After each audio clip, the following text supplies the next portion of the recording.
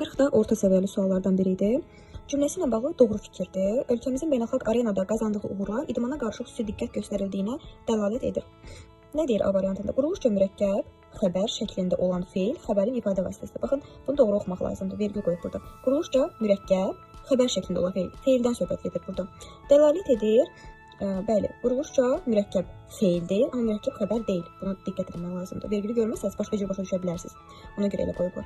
Xəbər şəklində bəli, indiki zamanında edir. Nə edir? Feil xəbərin ifadə vasitəsi. Doğrudur. Burada cavab elə A variantıdır. Yaxşı ki, birinci varianta qoyublar ki, test tapa bilərsiniz.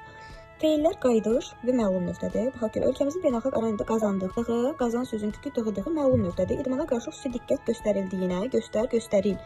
İdmana qarşı xüsusi diqqət göstərildiyinə, bu da məhcul növdədir. Yəni burada qayıdış növdə olan feil yoxdur, yanlışdır. Şəxsi və kəmiyyətə görə dəyişməyən feillər eyni cümlə üzvü vəzifəsindədir. Yəni şəxsi və kəmiyyətə görə dəyişməyən feillər də təsdiqlənməyən feillərdir.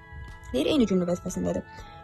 Qazandığı hansı bu təyindir, hansı uğurlar idmana qarşı xüsusi diqqət göstərir. Nəyə? Bu da tamamlıqdır.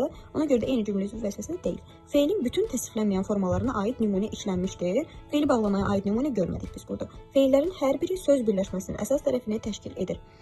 Söz birləşməsinin əsas tərəfini feillərin hər biri yox. Burada axı bir dənə də dəlalət edir feili var. O ki söz birləşməsinin daxilində deyil. Ona görə bu cavab da yanlışdır.